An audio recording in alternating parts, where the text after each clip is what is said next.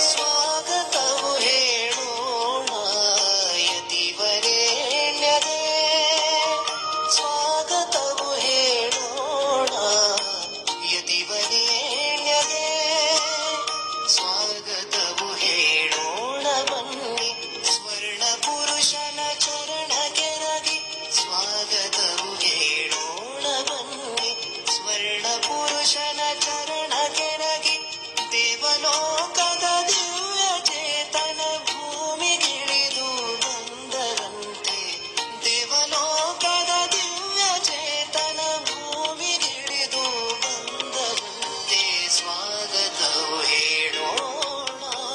ಯತಿವರೇಣ್ಯಗೆ.